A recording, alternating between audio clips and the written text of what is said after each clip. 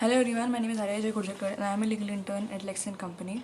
I am a student of 4th year BL from GR College of Law, Margao, Goa, under Goa University. Today I am going to be talking on the topic of estoppel under the Indian Evidence Act, and the purpose of me in this video is to spread awareness about the provision of estoppel under the Indian Evidence Act 1872. So, Section 115 of the Indian Evidence Act 1872 provides estoppel when one person has, by his declaration, act or omission, intentionally caused or permitted another person to believe a thing to be true and to act upon such belief. Neither he nor his representative shall be allowed in any suit or proceedings between himself and such person or his representative to deny the truth of that thing. A intentionally and falsely leads to believe that certain land belongs to A and thereby induces B to buy and pay for it. The land afterwards becomes the property of A, and A seeks to set aside the sale of the ground that at the time of the sale he has no title. He must not be allowed to prove the want of title. Estoppel may be described as a rule by which a person, in some cases, will not be allowed to plead the contrary of a fact or state of things which he has formally asserted by words or conduct.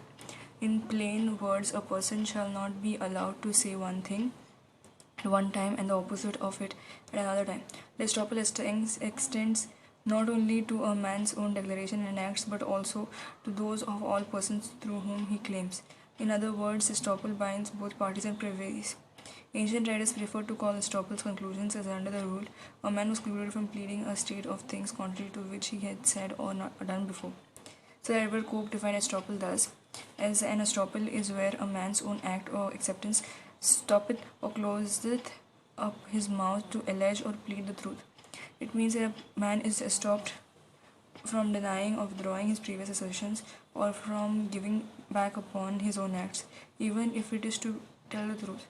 The principle is that it would promote fraud in litigation if a man is allowed to speak against his own act or presentation of faith of which another person was induced to alter his position. Thus, estoppel had been stated to be a rule of evidence which, in certain circumstances, precludes a person from establishing real facts and compels him to abide by a conventional set of facts. Please do like, share, subscribe, and comment on my video. And please like and subscribe channel Lexlink and make sure to press the bell icon to get notifications when we post a video. Also, please give me feedback on this video and previous videos, which you can see on this YouTube channel as well.